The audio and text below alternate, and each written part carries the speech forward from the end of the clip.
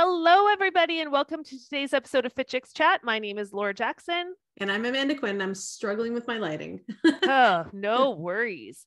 On today's podcast, we are talking about my favorite macronutrient, protein. Yum. Yes. So probably the best, but the most challenging for most people. Oh, yeah. Protein is one of the hardest things, especially for women, to get in. It seems that after talking to a ton of coaches and our students and clients, this has been an area that a lot of our students and our coaches also were saying that, you know, until they started to really track and look at what they were eating, they didn't realize how little protein they were actually consuming. Totally. And of course, protein is a really important macronutrient to our goals. Now, one thing I want to say before we get into this, though, is we all love to glorify something and vilify something else, right? So we love to be like, if I'm saying protein is great, it means I'm saying that fats and carbs are bad. And I'm not saying that. All three of them are so important to our overall health, right? We need protein. They're the building blocks of our bodies. We need fats. It helps to balance hormones. Also makes things taste great. We need carbs. It provides us with fiber. It's also the quickest source of energy for our body. However, we're going to talk specifically about protein today. So I don't want you to make it be like, I need more protein. We need adequate protein. Yeah. Right. We always try to be like, this is a good thing, so we need more of it. These are the bad things. We need less of it. It's like, no, we need all of it, and we need all of them in balance. Mm-hmm. No, that's a really good point, because I do think that it is very much, it's like, as soon as you say, here's how to get more protein, people think I'm going to do that and I'm going to eliminate carbs, right? Like that seems to be the number one sort of like, more protein, less carbs is always kind of the correlation between the two. And really it's not that. Well, and the other thing too, I find is that because of the rise of the keto diet, fat is so heavy on that number, right? It's like 75% fat. Mm-hmm. And then like even 75 to 80% fat, and then like 15% protein, because of course, protein can take you out of ketosis if you're following a keto diet, but then only 5% carbs. So with the keto diet too, protein has kind of gotten a bad rap as well. So that's why I want to talk about this, because I love protein. Like, even though I was saying I love all three, protein is actually my favorite. It's my favorite for a lot of reasons, but it's because it really is not only it helps to rebuild your body. So if you're involved in fitness and you're looking to build muscle, but also if you're looking just to repair, like as we age, we need more muscle mass. We need protein to make sure we're supporting that muscle mass. Protein is also the most satiating macronutrient. It provides the most satiety in between meals, which means we feel fuller longer. Mm-hmm. So if you're looking for weight loss, if you're not getting enough protein, you might feel super snacky like an hour after eating. Mm-hmm. So it's very important that protein is, in my opinion, included at every single meal. But the one thing I do want to note as well, before we dive into these 7 things, is that more is not better in one sitting. So some people, this is where the paleo diet went wild, or the carnivore diet, where people are like, oh, I'm going to eat an 80-ounce steak in one sitting and just get all of my protein right now. Our body can only actually utilize up to about, the research kind of varies, but anywhere from 15 to 40 grams in one sitting. Mm-hmm. So, which is why in Fit Chicks Academy, we're always in our healthy habits, we're like, okay, aim for 20 to 25 grams per meal, because above like 30 grams, 40 grams, you're not even doing, it's just a waste of money. You're not actually utilizing that protein for anything for the body. Right. So it's kind of, you know, just thinking about it, which is why too, we space it out at every single meal. We're not just overloading like any macronutrient, not just having all of our carbs at one meal or all of our fat at one meal. We're balancing it out throughout the day. I'm not going to lie. I do like having all my carbs at one meal sometimes. Delicious. But I don't. I know. It's like, regardless, back in the day, I would not balance anything. Let's be honest. I'd be like, I'm just eating bread. But the thing and then you're hungry like an hour later. Yeah. It's like, if I have a meal that does not have protein in it, I'm starving so fast. Oh my gosh. Me too. So I think everyone can attest to that. If you really think back and you're like, okay, if I have toast for breakfast, an hour and a half, 2 hours later, you're like, my stomach's growling. Why? I had toast, but you're like, I had breakfast, but it's just because it's the quality of the food that you're putting in your body and the way that's broken down. And that's why protein is so important. And Well, fiber, and when we all eat of it. carbs on their own, they are digested so quickly, right? Especially if it's toast, like highly refined, low fiber carbs. It spikes blood sugar so quickly. It starts the digestive process as soon as it hits our mouth. And we have nothing to slow it down. So when we mix that with some fats and some protein, it slows down the digestion because everything's digested at different parts. And if you want to learn more about this stuff, make sure you check out our Holistic Nutrition Weight Loss Coach certification, shameless plug, because we really dive into all of this and how this all works. But the idea is that, when we mix it with the protein, carbs, and hopefully fibrous carbs and healthy fats, it slows down digestion. It slows down how quickly our stomach empties. And then again, that slows down the rate that our blood sugar spikes. And also with that protein too, you're getting that feeling of fullness for longer. So I just think that, and again, which is why we talk about having all three of them, because just one of them, you don't get all the benefits. We want to have all three of them. So let's talk about how do we actually get 7 ways to get more protein, or to create more of a mindset of protein, which I think is one of the first steps, which is my number one way, is to start to adapt a mindset of protein and prioritize protein at every single meal. So it's just the idea of making sure that you in your brain are thinking, I'm going to have protein at every single meal.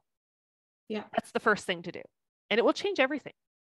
It's really simple. It's the same thing that, and I know we're not talking about veggies right now, but it's the same way that I always think about every meal. It's like every meal should have protein and veggies.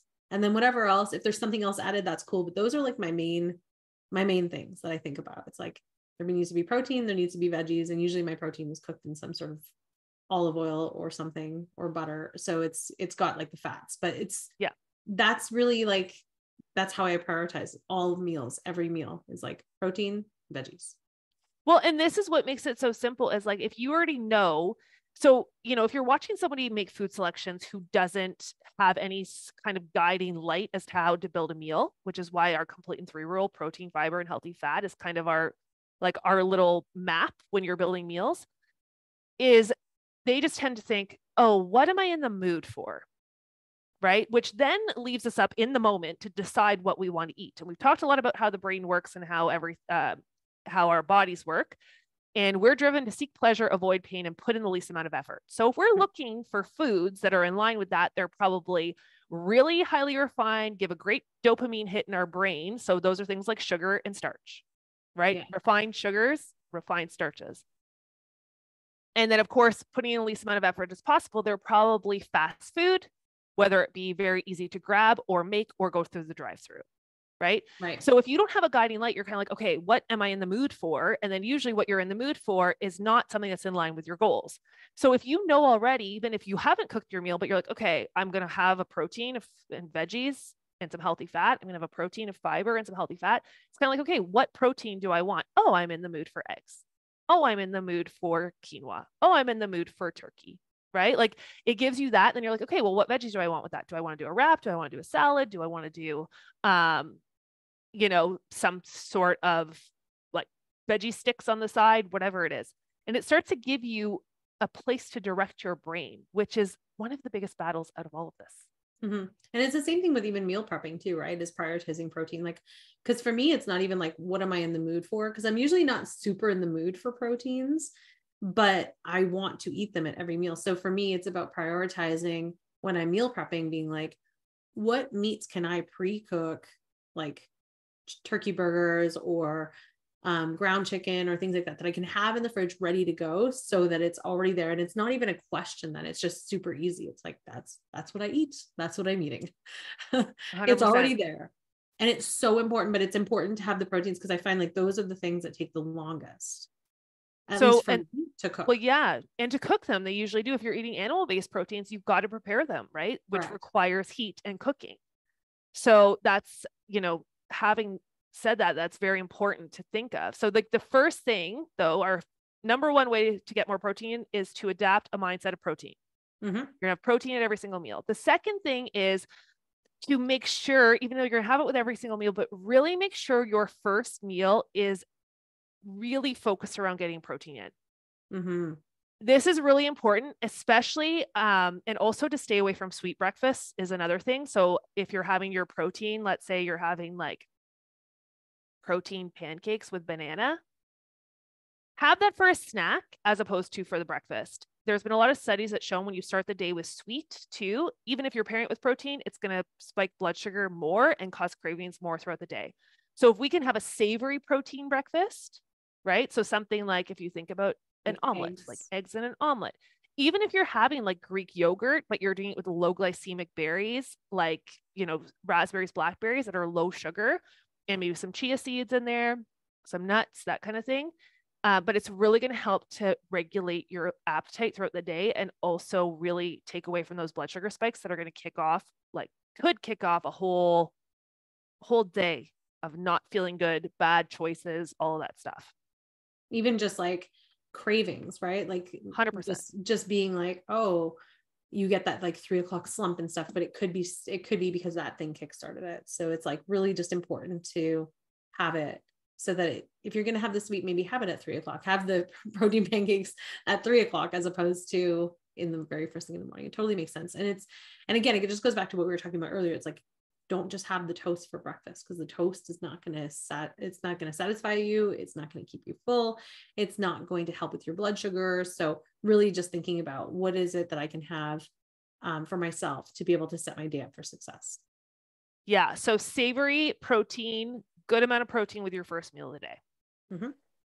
So the third one is starting to think about how to include more protein in your snacks. So this is where too, a lot of people struggle with snacks. They're like, I don't know if I'm having a snack, how am I going to get protein in if I'm not going to be cooking a turkey or a chicken or tofu or quinoa or lentils or whatever it is, right? They were like, I don't know how to get that in with a snack. Mm-hmm. There are so many awesome pre-made snack choices now. I know. Yeah, like you can go to your grocery store and get so many wonderful things. So having things like, you know, even pre-hard-boiled eggs, those little cottage cheese bowls. Cottage cheese is a great source of protein a lot of people don't think about. Mm-hmm. That could be added into a lot of things. Again, we don't know how to eat cottage cheese. A lot of times we just think of it as like, okay, I'm just supposed to eat it like that. It's great blended, spread on things. It's great as a topping. But it is also great just spooned out. Yeah. It's, you know, there's different types. Now, protein bars are one thing I would be very careful on, because making sure you're getting the right type of protein bar. There's a lot of them are just sugar bombs that have a high protein, but they have so much processed foods in them and so many chemicals and fake sugars that can cause gas and bloating and all these things. So protein bars, just make sure that you're getting, again, 20 to 25 grams of protein in that protein bar as a snack, but also it's not super high in sugar. So read your labels. Same thing with protein powders too. Protein, like even just having a protein shake is such a great option as a snack. If you're just like, I'm just feeling a little bit hungry midday and I just want something to kind of carry me through, it'll give you that energy boost and give you that like satisfied feeling. But again, you have to watch it. I was just at the grocery store the other day and I saw they had protein powders that were Snickers protein powders and M&M protein powders. And I was like, oh, what's this? And I was like, I wasn't going to buy it. I was just curious. I was like reading it because I'm like, and it was like, it had a lot of protein. I don't remember. I think it was like 21 grams or something. Like it had enough protein in it, but at the same time, I was just like the amount of sugar that was in it and the amount of calories that were in just the scoop. I was like, this is crazy. Like it's really not doing you any favors. And also it's just because it's masked with the word protein. Yeah. A lot of people look to as well as like nuts as a protein snack. I don't actually. And I talk about this in holistic. I actually look at nuts as a fat. When I'm thinking about nuts, I think of them more. Same as peanut butter. Yeah. Any nut butters, any nuts and seeds, because you can eat a ton of almonds in a sitting, still have really low protein from those almonds, and you're starving.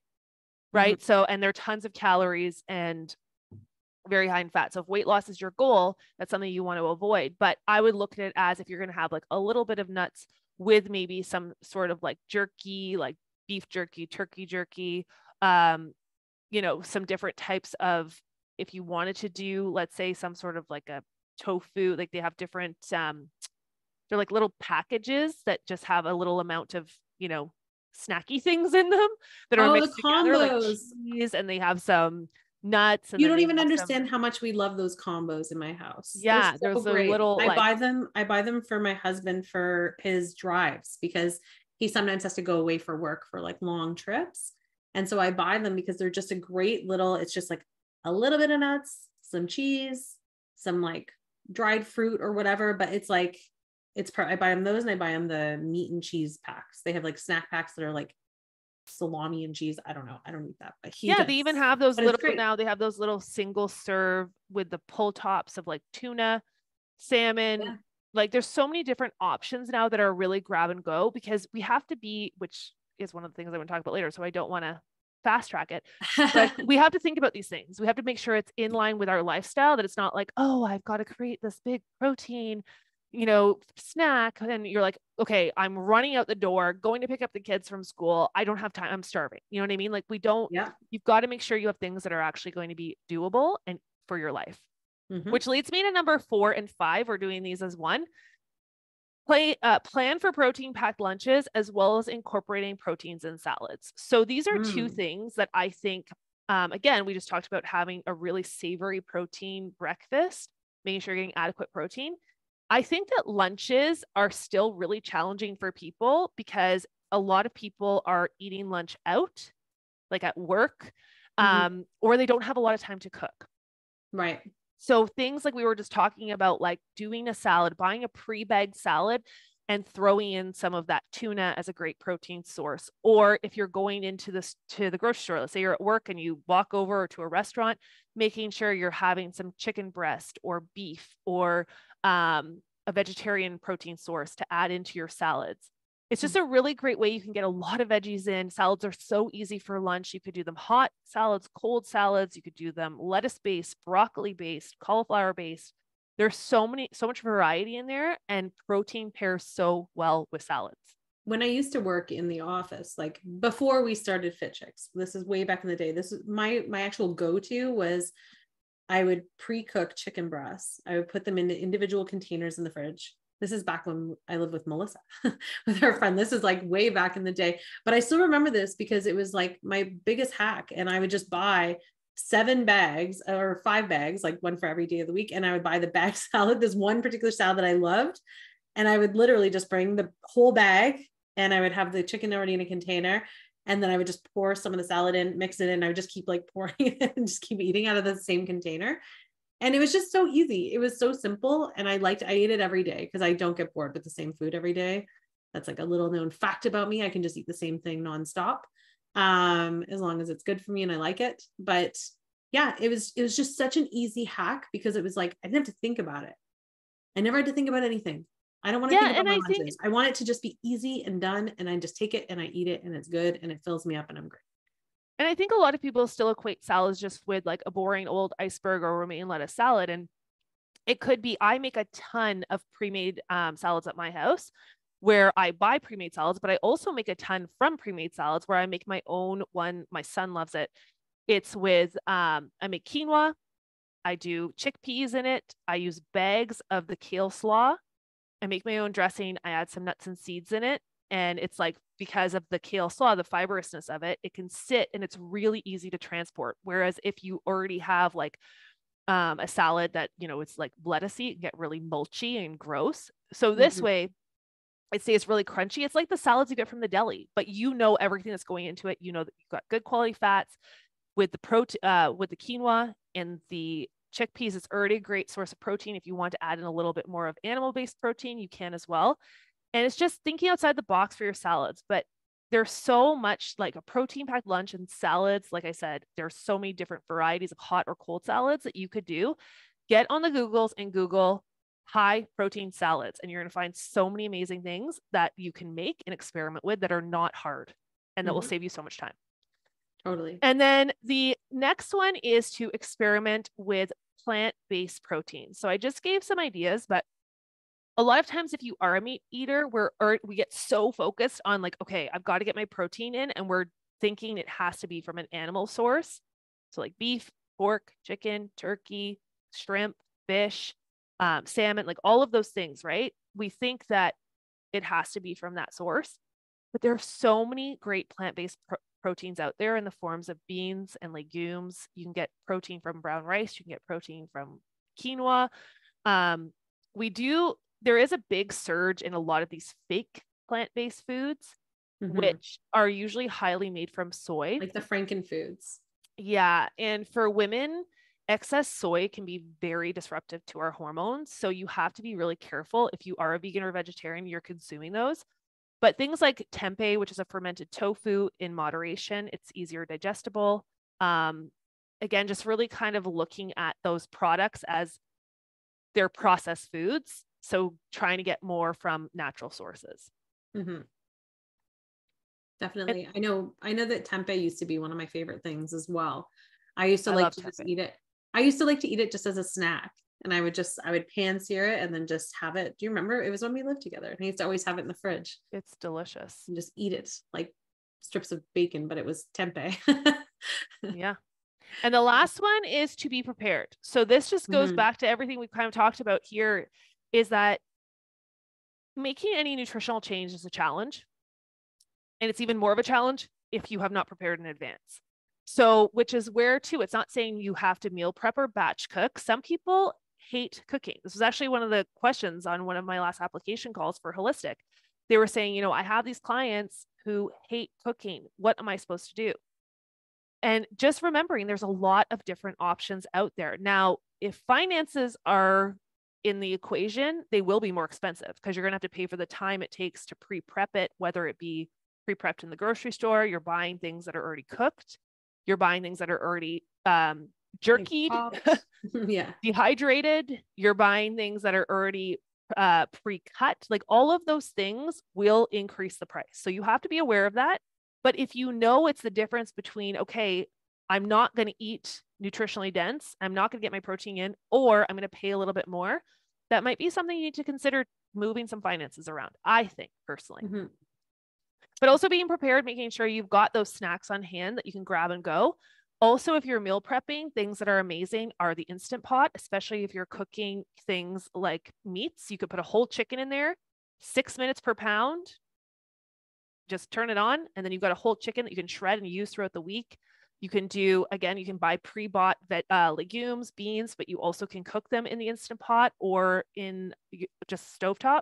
Have that in the fridge ready to go. There's so many things that you can do that can really speed it up, but preparation will be the secret to your success. Always. It's always going to be the one thing that will help you. Like we were talking about earlier, it's like in the moment when you're like, I need to have protein. If I don't have it pre-cooked in my kitchen, the chances are chances are I'll just go to the store and buy something that's like prepared, like a chicken or something, because I'm like, okay, I don't have time to make this or defrost something. That's why I try to prepare always in advance. And I always have 2 different protein sources pre-cooked in my fridge. And it just, which is why too, like, again, really, really Instant Pot, guys, so good because you can literally put it from frozen in there. You don't even have to. Also, #old school slow cookers. I'm still in love with. I don't know what it is about them. I just really like them. They're the same as an Instant Pot, but I feel like in the Instant Pot I've burnt things, whereas in the slow cooker I haven't. So you just gotta master it. I know I haven't. I still haven't. One day. And bonus tip too, I want you also not just to think about protein as coming from, like I said, those plant sources and the animal sources. Protein also is found in so many fruits and vegetables. So if you are doing like the salads and you're really bulky up on those veggies, you're also gonna get a ton of protein from the kale you're eating and the spinach you're eating and the strawberries you're eating, even like it all adds up. Right. So as long as we're rotating, we're having diversity and we're really adding in those veggies too, you can reduce the amount of meat that you're eating and you can increase it from that area as well. Okay, everybody. So that's our podcast for today. I hope you loved it as much as we did. Those are 7 ways to increase your protein intake. And because we did veggies already, we might as well do coming up 7 ways to increase your fiber intake. Why not? Let's do it. 7 ways to increase your healthy fat intake. If you want to hear about it, let us know. Let us know. But again, if you're a coach, hopefully these tips were helpful. If you're not a coach yet, hopefully that you are able to implement them into your lives. And if you want to get certified in holistic nutrition weight loss coaching, our summer fast tracks certification is open for enrollment right now. You can go to fitchixacademy.com/HWLC to learn more about it and really dive deeper into all of these topics we talked about today. Okay, everybody, have an amazing day, and we'll see you next week. Bye. Bye.